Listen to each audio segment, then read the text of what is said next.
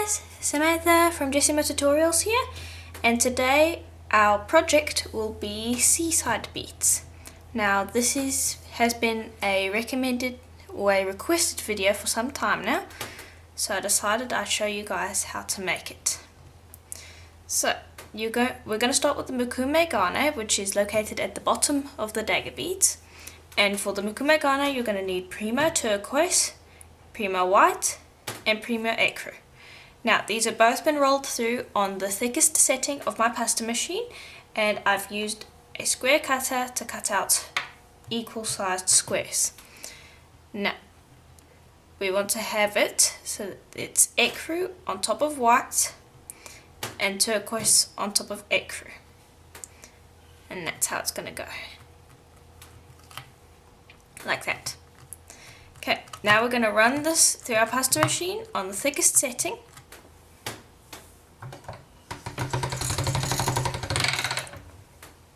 Like that. And that was my thickest setting, which was the number 7. I'm now going down to my number 4. And again, I'm lengthening it. So it looks like this. Now I'm going to take my tissue blade and I'm just going to cut off the excess.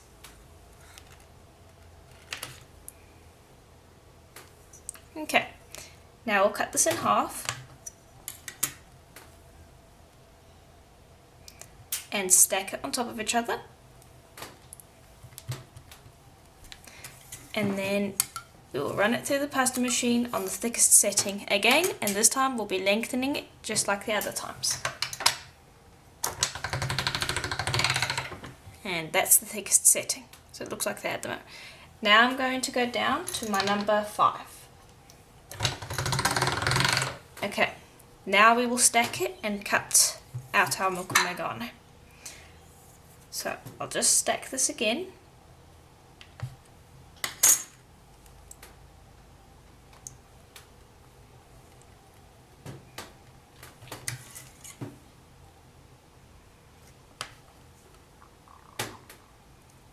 Just like that. And it doesn't have to be perfect. If it doesn't fit, just squish it into each other. Doesn't matter if there's a little bit of distortion. We don't want too much distortion, but it doesn't matter if we have a little bit. So that's what it looks like at the moment on the sides. Now I'm just going to squish this flat a bit, and then we can imprint our texture. Okay, so I'll bring over my acrylic rod and roll flat on this side and roll flat on this side, just to square up a bit and widen it out so that we can get our texture in. Now there's a little air bubble there, and I'm just going to slit it like that, and there's another one there. Just get rid of the air bubbles. Okay, now I'm going to bring over my crinkle blade, and I'm just going to bend it slightly, and I'm going to cut through the middle of the stack, just like that. Then I'm going to bring my other crinkle blade, which has a finer crinkle, or a ripple blade actually, and I'm going to cut on both sides, like that. Okay, now I'm going to bring over my piercing pins. Just hold on a second. Here we are. And now this doesn't have to be exact, as well, it's Mokume Gane and you're never going to get the exact same look each time. So I'm just showing you basically what the pattern is. You can modify it. You'll end up looking with something very similar, and I'm not going to get the exact same pattern that I did last time, but I'm going to do basically what I did last time. Okay. Now I'm going to bring over a thicker piercing pin, and I'm going to go on the other side so that we get some larger dots. And what we're doing now is we're squishing all of those layers together and manipulating them so that when we slice, we're going to get an interesting image. Then I go bring over my sculpting tools, and I got these off of Fire Mountain Gems. And I'm just going to take one of the paddle shaped ones. It's this one with an arrow at the end and has a little paddle at the end too. So I'm going to take the paddle and I'm just going to squish that into the clay too.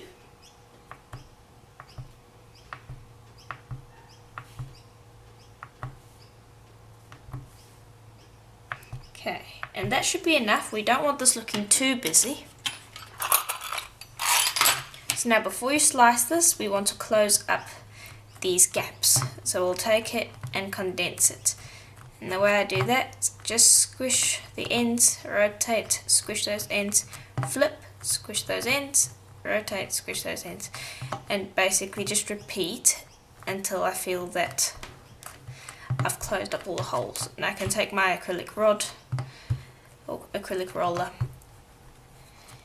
and roll it as well, just to get it to be one piece of clay again.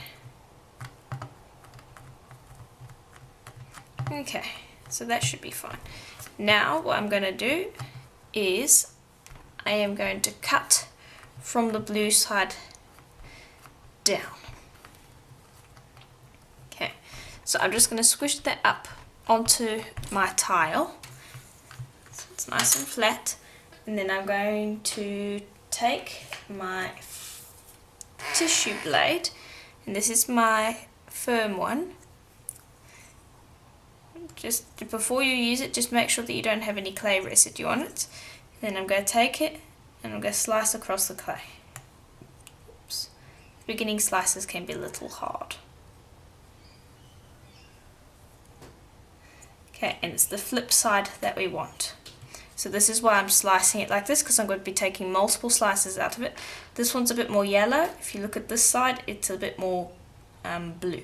And this is the side that we want. And because we're taking multiple slices and we're going to have to flip the slices like that. So it was lying like this, we're going to have to flip it to use it. So that's why I took it from the blue side down. Okay, and just make sure that it's stuck to your tile each time you're slicing. And don't worry if you're not taking complete slices. We're going to piece these all together at the end when we construct our bead.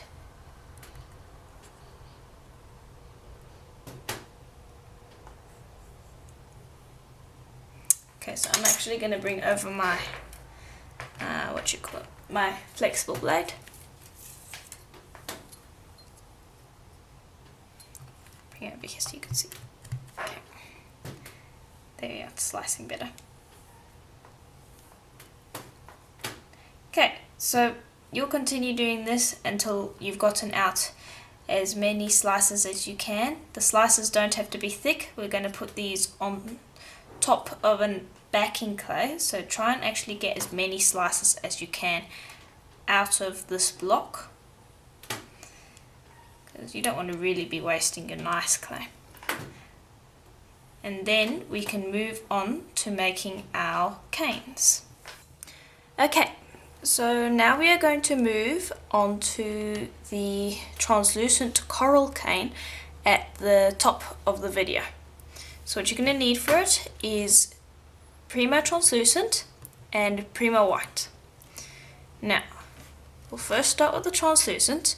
What you're going to do is you're going to have a sheet run through on the thicker setting of your pasta machine, and then you're going to form this into a cylinder, just like this.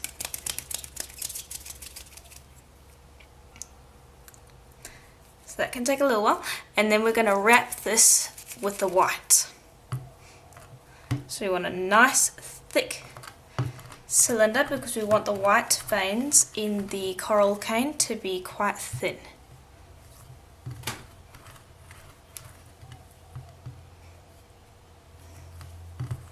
Okay, so now we've got a cylinder of some sort.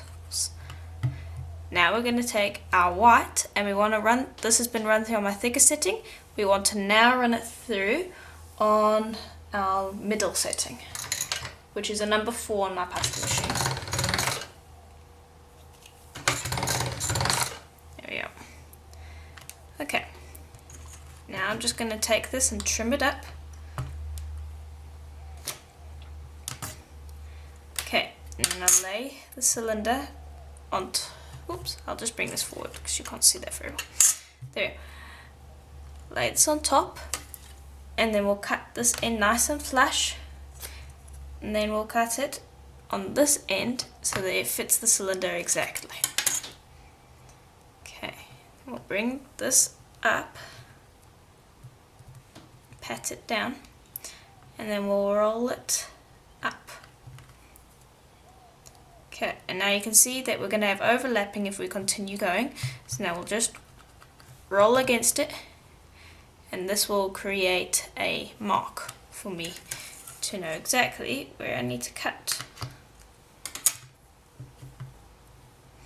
And that should fit perfectly on. Okay, now we'll roll it flat. And now what we need to do is we need to reduce this down into a long snake. And the way I like to do that is I like to take my crab claws and rotate and pull slightly and rotate and pull, and then roll, and then continue to do that until I've reduced it right down.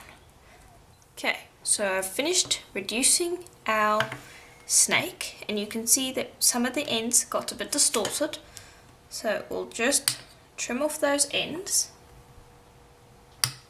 just like that, and this is what we're left with at the moment.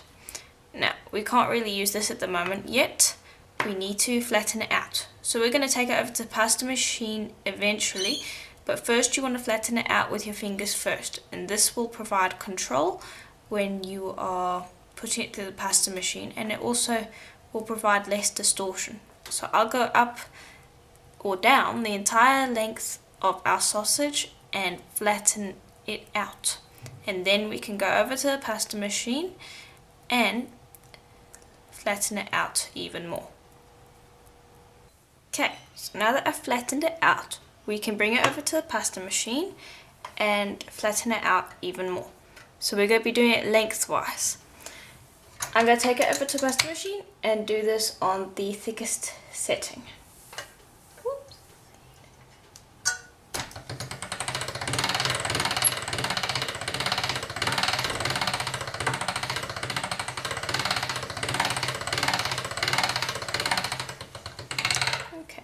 So this will have lengthened out our piece. I'll just bring that over so you can see it's quite long. Now we're going to cut this into segments. So first you'll chop off any distorted ends, and now you'll cut it into segments. So you'll just cut out a segment, place it on top of the sheet, and continue cutting out like this. And this is how I like to make sure that my pieces are all the same size and get it done quite quickly. So we'll just continue doing this up the length of your sheet, and we'll come back when I'm done. Okay, so now that they're all cut into segments, we need to assemble our coral cane. And the way we're going to do that is we're going to take a small piece of our white clay, because we want a core. Just going to ball that together and then roll out a core. Now this needs to be relatively small, just like that, and this will help us mold the segments around the piece. So just start constructing it.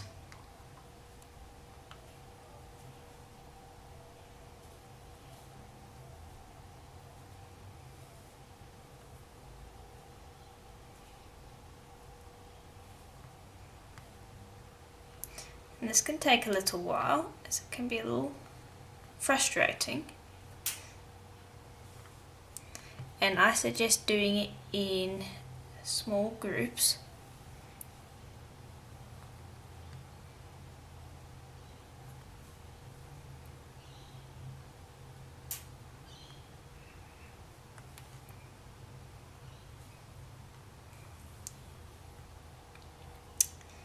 Just like this, and it will help you get around.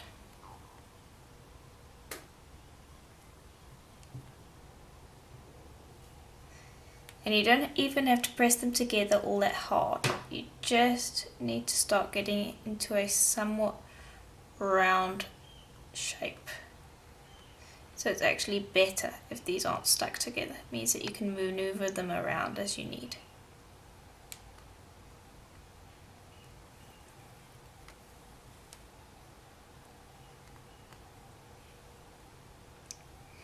Okay, so I'll continue doing this until I have a round shape, and then I'll come back and show you what to do next. Okay, so here we are, and we have a rough round. Now what we need to do is slowly force it to condense.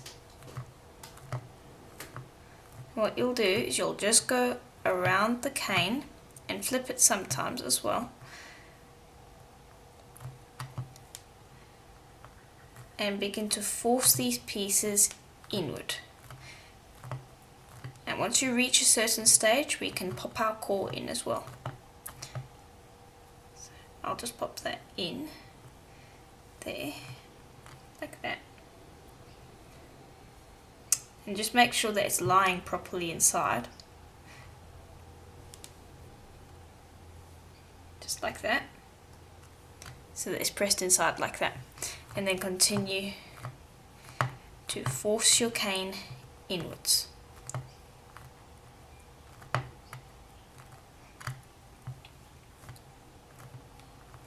And the thing is, this will provide a lot of distortion, which is exactly what we want. Once you reach a certain point where it's condensed in, you will start to reduce your cane. Just like this.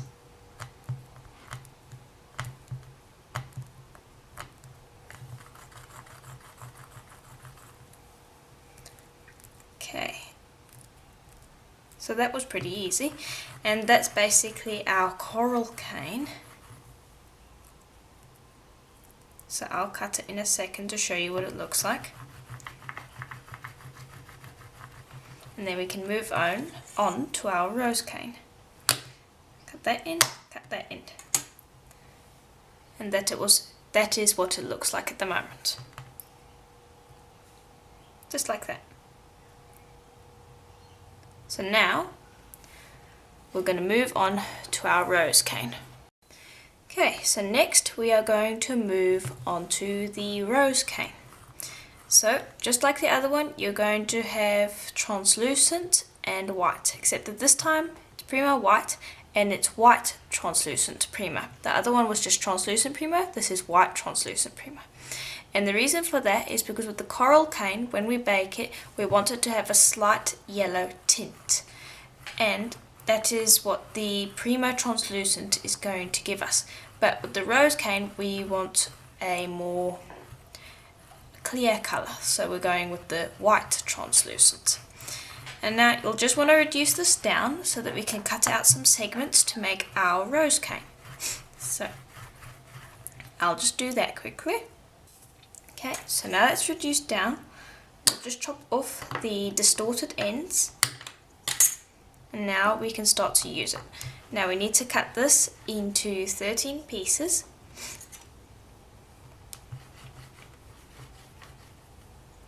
Or at least 13 pieces. So I'll just cut this out.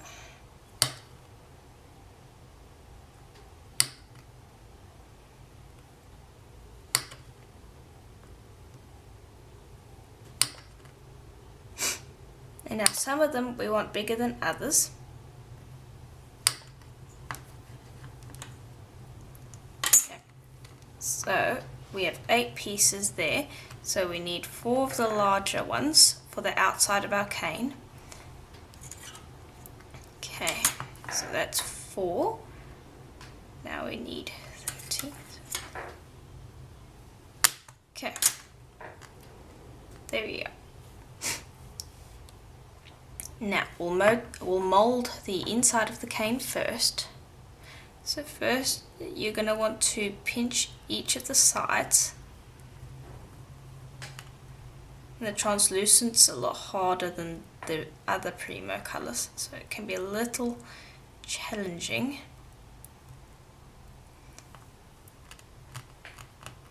But basically you want it in that shape. And the other one you want to do almost the exact same thing, but this time you want it a bit more stumpy. So you want this one to basically wrap around this one.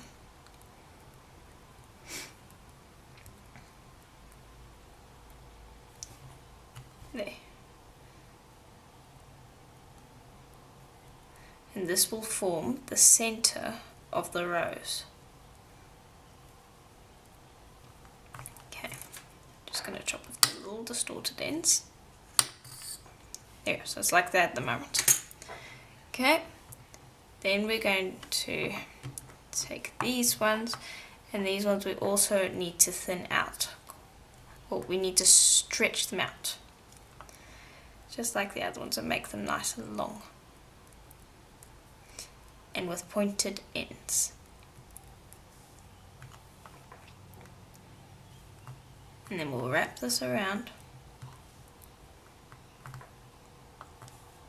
That. And we'll just leave off one side, like that. And then we'll do the exact same with the other one.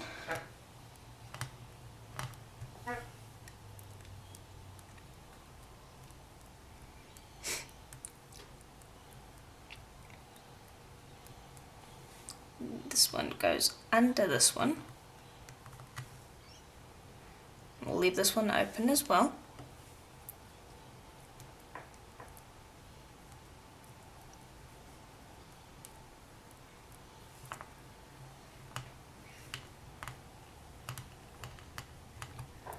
Okay. So it's a little bit of a slow process, but it's not too long. And then we'll wrap that one up too, but we'll leave the one side open. And we'll do the same for this one.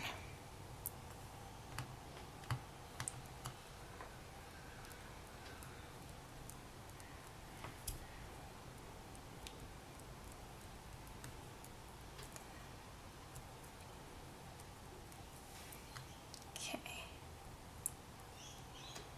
There we go. So now we create a full circuit. And now we'll do it for the bigger ones. So we'll just squish them down to the size of these, but they're going to appear larger.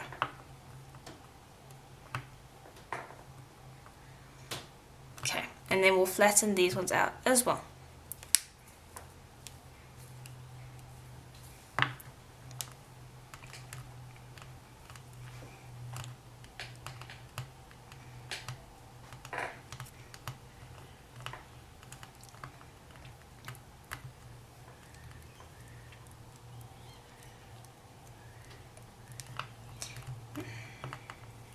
Okay, and just make sure that's the right size. If it's too tall, squish it back down again and widen it out a bit more, just like that. And so the difference with this one is we're going to wrap it around here, and with this one we left this, so we'd wrap it around and we'd leave this side open, but instead of doing that we're going to leave this side open, so it's the opposite of the last one that we did.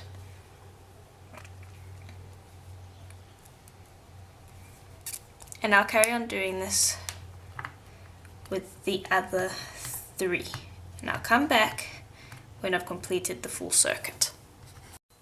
Okay, so I've just finished the circuit just like the other one, so you can see that.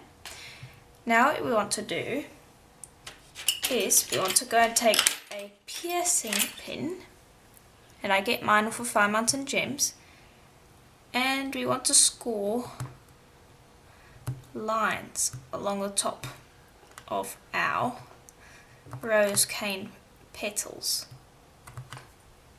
just like that. And this will create some interest.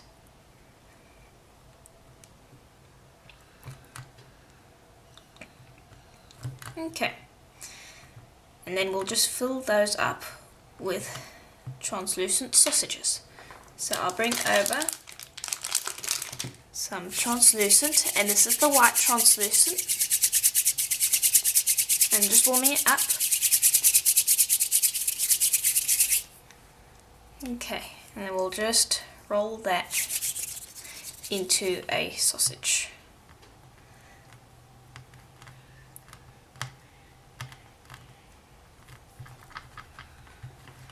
Just move that out of the way.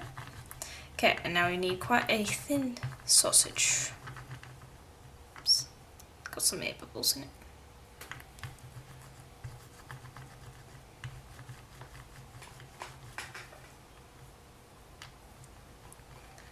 Okay, and then we can just plug this into the holes to make sure that they keep open, but we need to make sure that it's quite thin.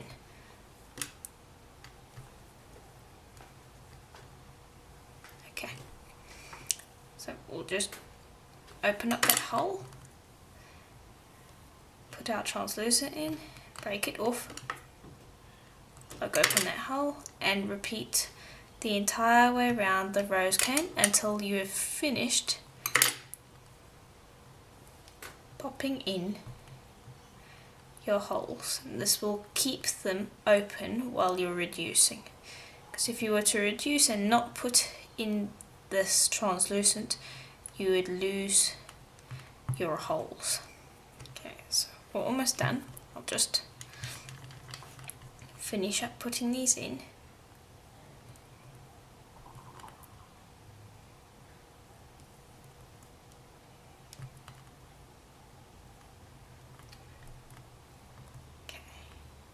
There we go. We're finished. I'll move that out of the way. Squish this down so that it's all the same size before we start reducing. And now we can just start reducing it as a round. And again, you'll just take your crab claws on each side, squeeze and rotate, squeeze and rotate. And then you can roll it on the tile every now and then as well. And if you start getting distortion, just squish it back into place and then continue reducing until you've got your cane all the way down to the size that you want. And then we can come back and start assembling our beads. So now we are going to move on to the actual creating of the necklace. So I've got a plain sheet of white over here, and I've run it through the pasta machine on my middle setting, which is a number 4. I'm just busy smoothing it out to get rid of any air bubbles that might have got trapped under the sheet, because we don't want those while we're busy. Okay, now I'm going to take my tissue blade, just trim up the bottom and the top.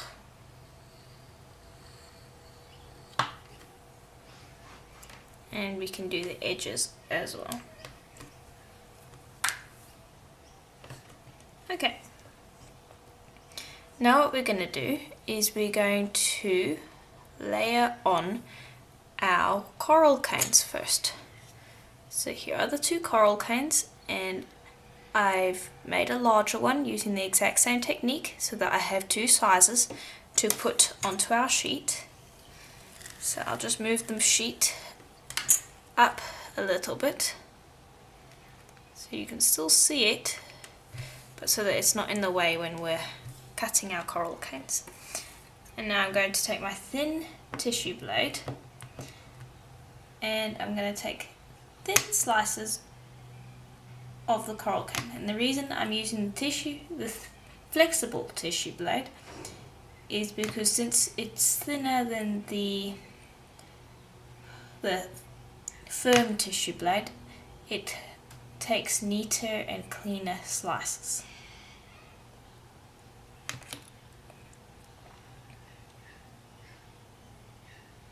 Okay, there we are.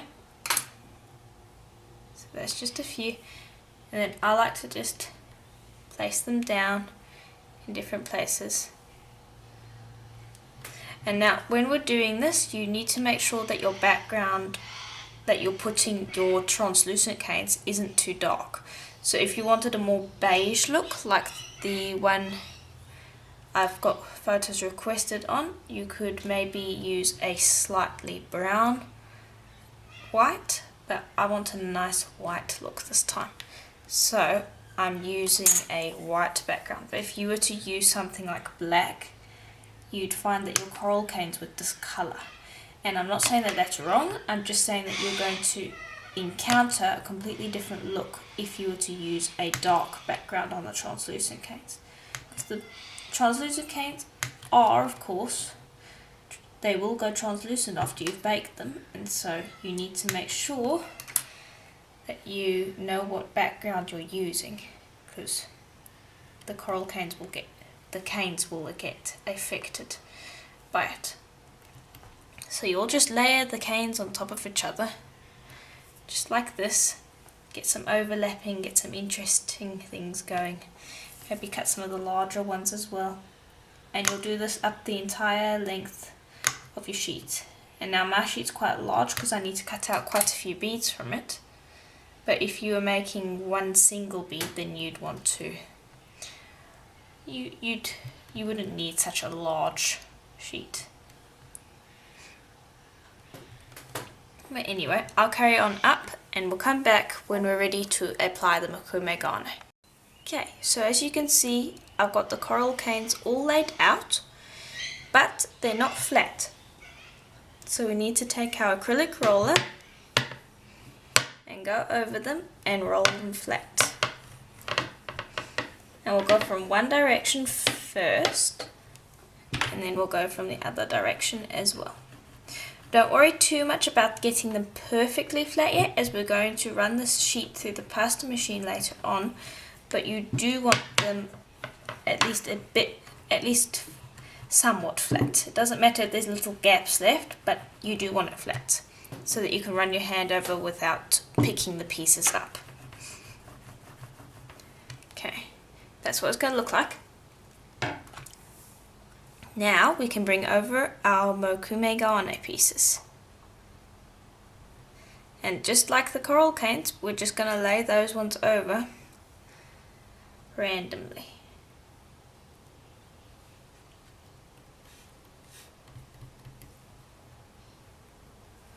All along the top. And then we'll flatten these ones out as well, and then we can add the rose cane.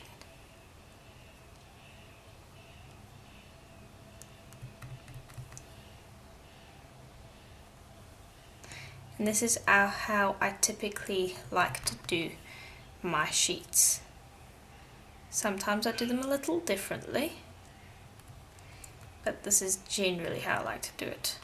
I like it, especially with this one, as I want it to look somewhat random. And I want little bumps coming out every here and there so that it looks like a wave.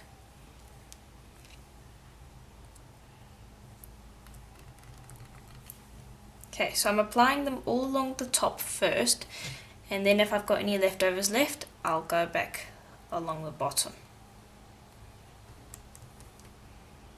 and plug in the gaps.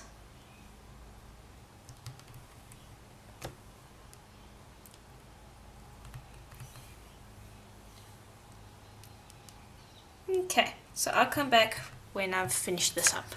Okay, so now that I've got all this laid out, we'll bring over our acrylic rod again and roll it out flat. And again, don't worry about it being too flat yet. We'll go back with the pasta machine and make sure that it's completely flat. I've got a little bit of an air bubble there that I need to get out. It's right under the white sheet. Okay, so I'll lift that up and bring it down. There we go. And I'll continue to flatten it out. Okay, so it's shaping up nicely. And remember to join it with the translucent canes as well. Okay, so now that we've done that, we are going to bring over the rose cane. Just chop off those ends. And this is what it looks like. Now it doesn't look that good right now, but once it goes a bit translucent, once we've baked it, it'll look much better. But we want to reduce this down a bit more. Okay, just chop off that end again. And now I want to take nice thin slices, but we want them to be whole.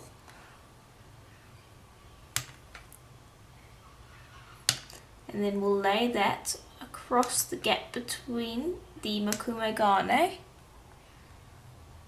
and the coral canes.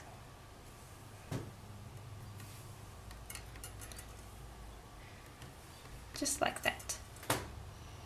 So you want to go in the same pattern that the Mokume Gane is going. So it will go in a up and down wave-like pattern.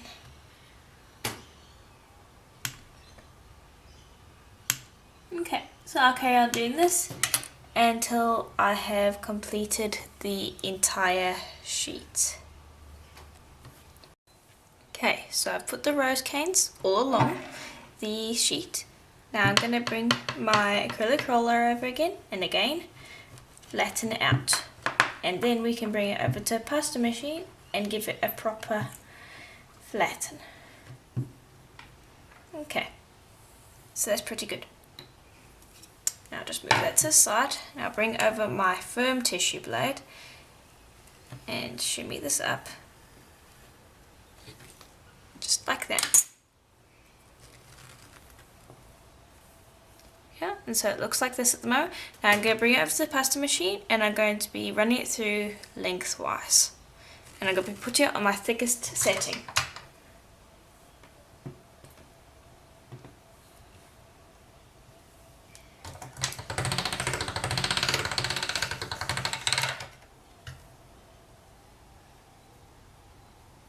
Okay.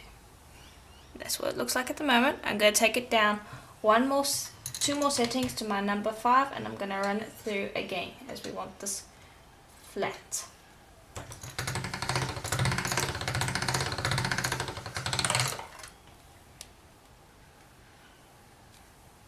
Okay, and here's what it looks like. Nice and flat. Now we're going to go get the shape templates and we can cut out our beads. Okay, so here are the shape templates that I have. These nice little dagger ones. Now I made them out of paper,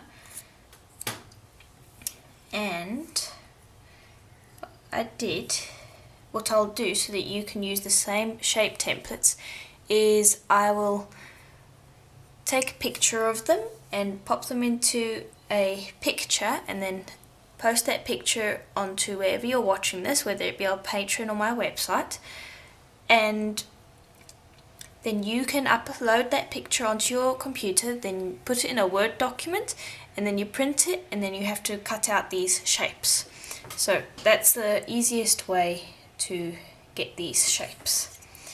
So I'll just lift these ones off and we'll take the biggest one first. Okay,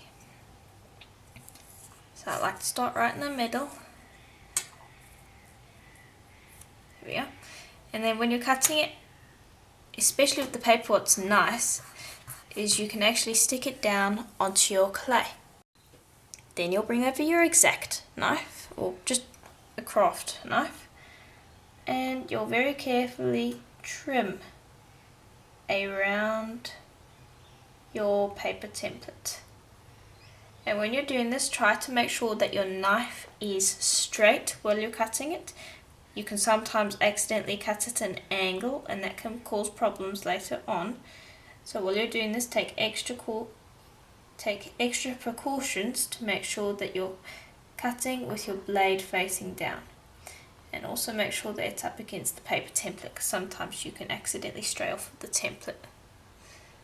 So I'll keep this one down here, and then I'd cut a piece out on this side and a piece out on that side, and carry on up until I've cut out all of my pieces. Okay, so as you can see, I've cut out the shapes. Now go very gently, lift up the sheet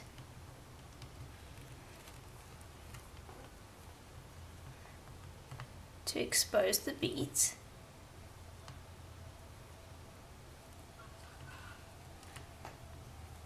Okay, and I'll just move that to the side. Okay, so you can see the beads now. And I'll pick out the pieces in a minute. But now what you want to do is you want to pick them up very carefully off the tile. And if there's any little bits of the sheet left, you want to get rid of that.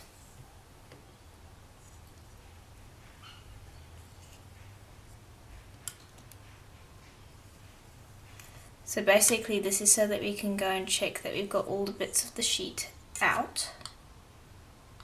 Like there. Get rid of that. And we'll prepare them now for a backing.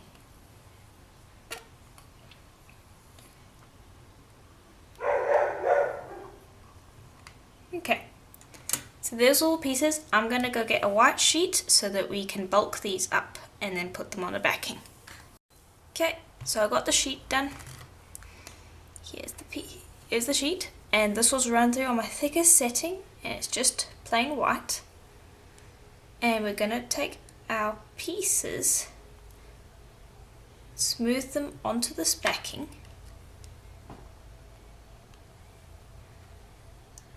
So that we can cut them out and give them a thicker backing so that we can drill through the tops later on. So I'm just smoothing them on quickly. And also I'm just going to make them each separate from each other so that I can trim them nicely. Okay. So I'll just move these ones aside for the moment, and I'll show you this one. Okay.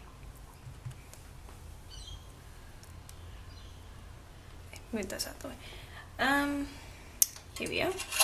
I am going to use my flexible tissue blade and just trim around the bead.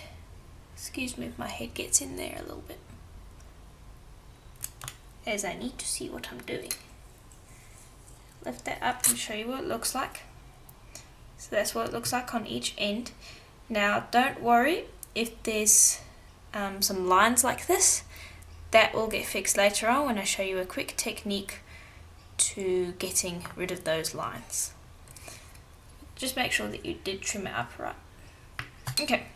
So I'll do that with the rest of the beads and come back when we're ready to bake. Okay, so here are the beads with their backings all done. Now what you want to do before you bake them is you want to make sure that they're symmetrical, so it's very easy for these beads to, well, for beads before you put in the oven and when you're messing around with them to accidentally get distorted a little bit. So before you put them in the oven, just make sure that you go with your blade or whatever sculpting tool you have, and just make sure that you put them in alignment so that they all look symmetrical. And also make sure to smooth your finger over it to get rid of any fingerprints that might have accidentally gotten onto your beads while you were working, because this will save sanding time later on. And then I'll pop this into the oven at Primo's recommended temperature, which is, if you'll give me a second, Let me just find it, which is 275 Fahrenheit or 130 Celsius for about half an hour. And the reason I say half an hour is because we're going to have a second process where we smear clay along the edges of the beads, and then we're going to put it in for another half an hour so that the overall beads get baked for about an hour. Now, when you put them in the oven, make sure that you have a ceramic tile in your oven. This reduces heat spikes and so can prevent your beads from burning. And make sure that you have your beads on a paper backing, and make sure you have a piece of paper over the top of the beads, and this will prevent scorching as well. And it'll also prevent them from getting shiny backs. So, I'll pop them in the oven and we'll be back when they're done. Okay, so I finished baking the beads, and now I'm going to show you how to clear up these edges. So I've just got a bit of white. You can see the edges are okay, but they're not great. So you'll just take a bit of your clay and smear it along the edge. And what this will do is it will give you a nice, clean, white edge. And you've got to apply quite a bit of pressure to get it to work properly. But that's basically what it should look like. So that edge versus that edge. Then you smooth it down. Just like that. With the back of your finger. Like I smooth it around there. Just to get it all nice and smooth. So that edge versus that edge. So you can clearly see that this one's much better. So I'll go and do the rest, then bake them for another half an hour at the recommended temperature, and then we'll be back to sand and resin. Okay, so I've just finished baking these again. So their sides are all done, and now we are ready to start sanding them. So what we need to do is we need to sand the sides, the back and the front. Now you can use water paper, the wet dry water paper, but I like using these sanding papers, and I get mine off of Fire Mountain Gems, and they come in quite a few grits from 400 all the way up to the 8000. So they can give you a really nice buff, and they just are really great for sanding. And because they're like little cloths, you can bend them in any way you want, and they don't tend to sand off your fingers, which is something that happens to me quite a lot with the wet dry sandpaper. And all you do is you go in a circular motion and you sand down your beads from the highest grit to the lowest grit. And the reason we're doing this is because it will tidy up your bead first off, and also even though we are putting resin on it, it's always good to give your beads a good tidy, because first off it's good practice, and also the resin doesn't hide everything. So if you've got smudged bits on your bead, it will show up on the resin, it will actually be made worse. So just make sure to give your bead a good sand before you resin or varnish it. So I just sand the fronts and the backs and the sides on all of the beads until they're nice and shiny. So I'll come back when I've got all of these done. Okay, so I finished sanding these and the backs and the sides. Now we are ready to resin them. So I'm just going to move these to the side for a second and bring over the resining mat. Yes, I know it's a horrible bright red, but this is a waffle mat that I've got off of eBay, and you can see that it's flexible and it's made of silicone, so it means if the resin does happen to spill off the bead, it will spill onto the resin, onto this mat, and then it will get into these little grooves, and so it will prevent problems with the bead, and it means you can just pop it up so it doesn't stick to the mat. So excuse me for the clashing colours. So before we use this though, we need to mix up our resin. So I've got a mixing cup, and I like to use a little straw to mix it up, and then I've got the resin. So I'm going to be going for 5 mils today. So I'm going to go with the hardener. Actually no, I like to do the slower one first, so I'm going to go with the resin first, which is the blue one, and I'm using ice resin today.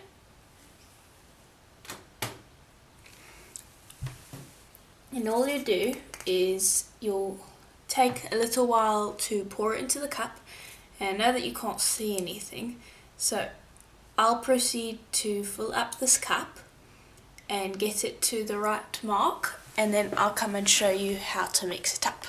Okay, so I finished filling up the resin, and with ice resin it is equal parts, so I had 5 mils of the resin and 5 mils of the hardener.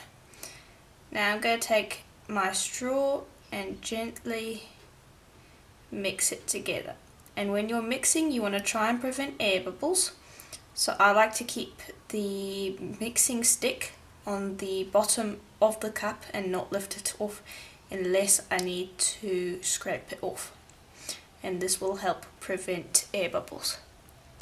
And you also want to go slow with this, because the more air bubbles you have, the more work you have for yourself later on. And now you want to mix this for about 5 to 7 minutes. You have quite a long working time with ice resin, so you want to make sure that you mix it properly, because this is not a very forgiving resin. If you don't get it practically exactly at the 2-part mark, it won't cure, and if you don't mix it perfectly, it won't cure. So it's quite a difficult resin. Lisa Pavelka's Magic Gloss is a much easier resin to use for beginners, so if you are a little scared of the resin, then Lisa Pavelka's Magic Gloss does a much better job for beginners, as it's much easier. But the ice resin gives a very nice look, but it's just very difficult in the beginning. But once you get used to it, it's actually quite easy. So your first few tries might be not so good. So I'd continue mixing this for another 7 minutes, and I'll be back when it's completely clear. Okay, so I've finished mixing it and I've let it rest for a minute or so. Now I'm going to bring over, if I can find it, my resin board.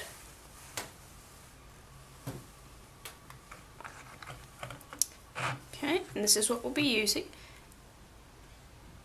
Okay, and now that I've let it rest for a little while, I'm just going to bring over my other straw and blow.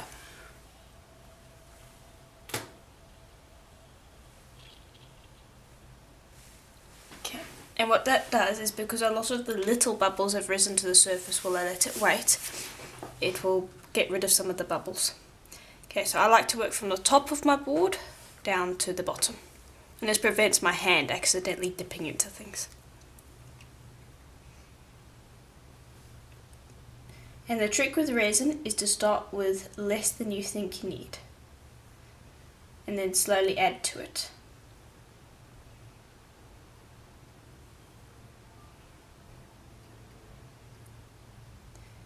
And you've got to be careful as well, because if resin has a surface tension, so it will stay on your bead so long as you don't overfill it and so long as you don't break the surface tension. So if you accidentally let some of the resin go over the edge, it's all just going to go over. And so you want to be very careful not to overfill and to not accidentally brush it too close to the edge. You're going to brush it up to the edge, but you don't want to go over. So just be careful with that, because if you accidentally go over, you will end up with a resiny mess. And this is why I like having the mat, because even though I've practiced this over and over again, I still sometimes mess up. So that's the first one, and I'm just going to bring it over and compare it to this one. So you can see it, there's quite a difference. This is the one without the resin, and this is the one with the resin.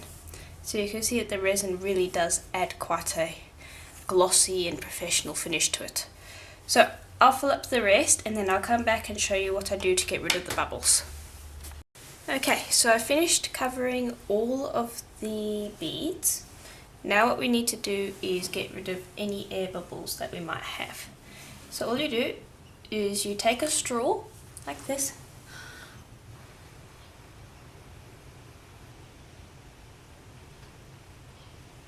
and gently blow along the length of the bead. So I hope you saw the bubbles popping there.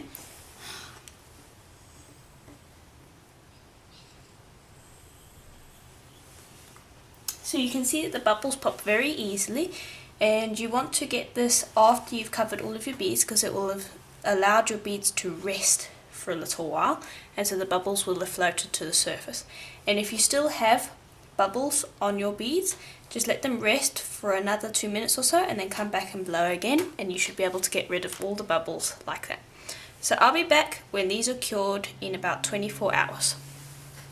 Okay, so the beads have now finished curing and are now firm to the touch. I can rub my hand across the resin and my hand doesn't stick whatsoever. That means that it is fully cured. So I'll just take these off, and thankfully there was no runoffs with these ones. I cured a few other beads, so I'll just bring those two over.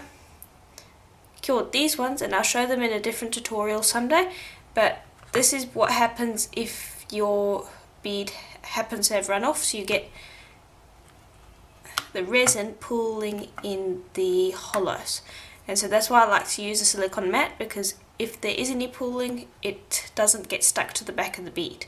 So that's what happens if you do have accidental spills. So I'll just move that to the side. And that's also why I like the silicone, because it comes off really easily. So here's our set so far, and you can see it there, lovely and glossy and just really nice. Now this is a personal preference, but I like to leave the sides and the back unvarnished, and I just like to give them a buff.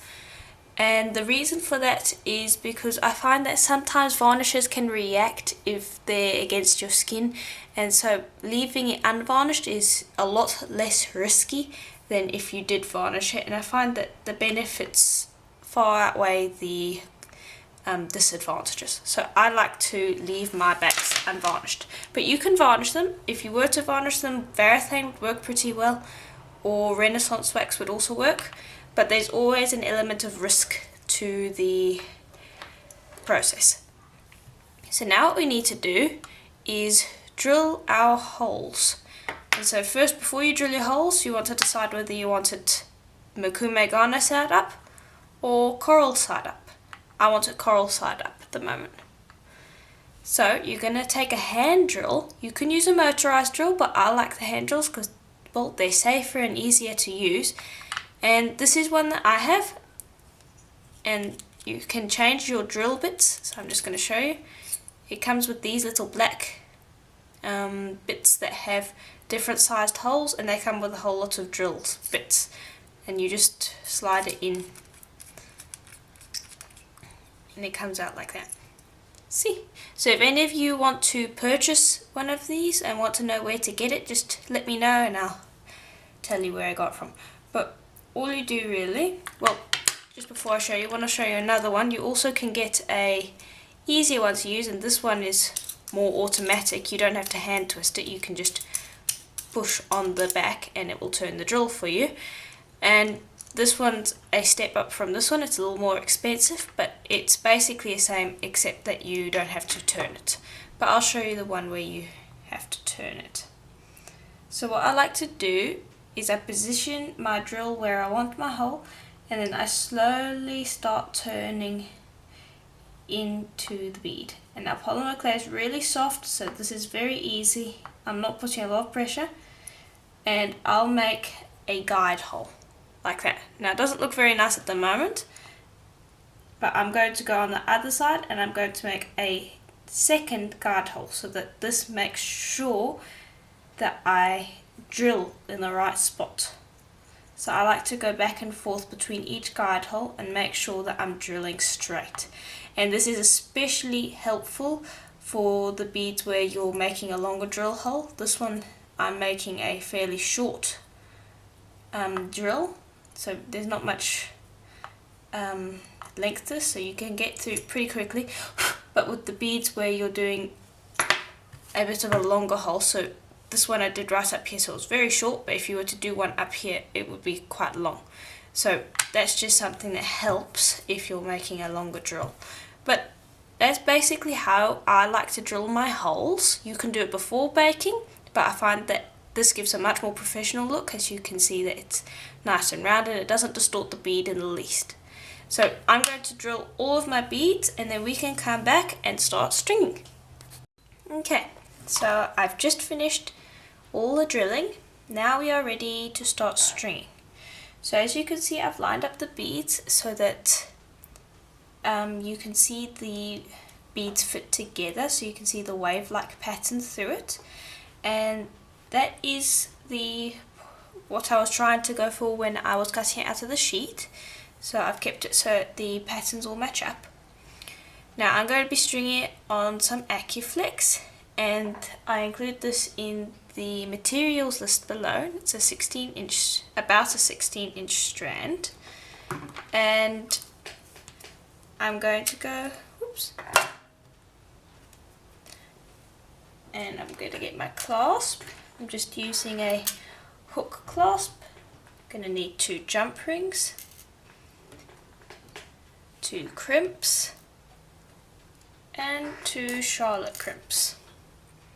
Okay, so we'll just start from one end and just move the beads out the way for a minute. We're going to get to that in a minute. We'll string the charlotte crimp on first and just keep it down there. Then we'll take one of the crimp beads and string it on, but we don't want it going down too far. We want to just leave a slight tail on it like that. And then we'll take a flat nose, squish that flat, slide the charlotte crimp up. I like to squeeze it a bit with my hands first and then line it up using my pliers. And then we'll just take a jump ring, open that up, slide it on, and take one part of our clasp, slide that over, and close up the jump ring. Okay, like that. So that's how we're going to start the necklace. Now what we need are some shell beads. So here's some. I'm going to be using these chips that I have over here, this light coloured part. And I got these off of Fire Mountain Gems, if you were wondering. I get most of my beading supplies off of Fire Mountain. So that's what I'm going to be using over here. I can't keep it in the shot because it's, well, a bit big. So I'll just bring over some. And I thought that these went well with the beach beads because, well, we're going for a beach theme and these little shell fragments really match, I think. So we're going to string on 5,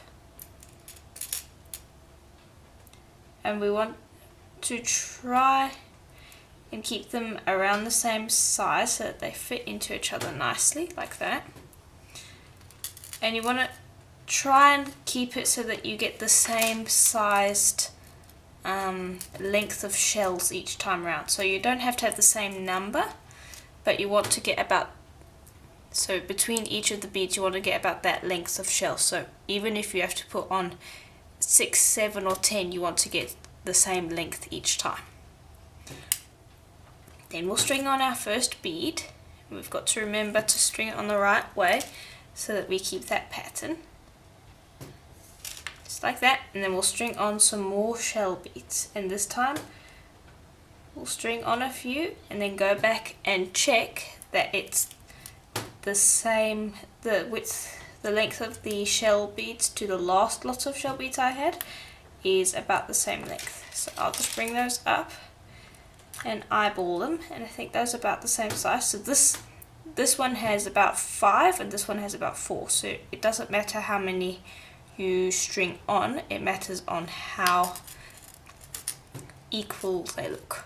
and then you'll just carry on stringing your beads and pop the shells on all the way until you reach the end, and then I'll come back and show you how to finish it off.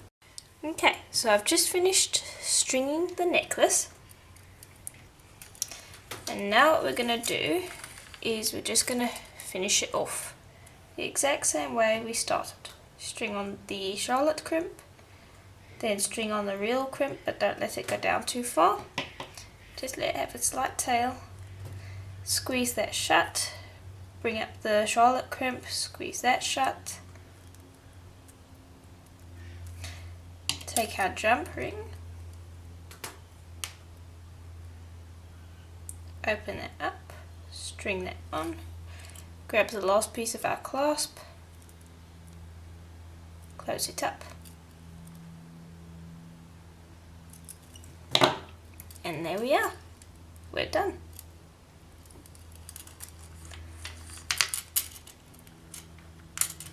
That's the entire necklace. Now, because of the shells, it's not going to be able to slide along here as fluid as I would have liked it to be. So you're going to have to slide it along in parts.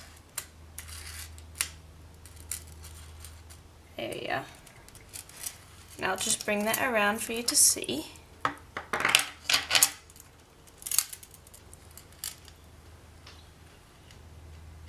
And there we are. That's what it looks like. So, I do hope that this tutorial was helpful to you, and if it was, please do check the links below, as there'll be links to more tutorials like this one. And if you're watching this on Patreon, there should be backlog below, so check that out, as there'll be more tutorials like this one down there. And if you are watching this on my website, please be sure to have a look below, as there'll be a place where you can send in pictures of your work using this technique, and I look forward to seeing what you've done using this technique.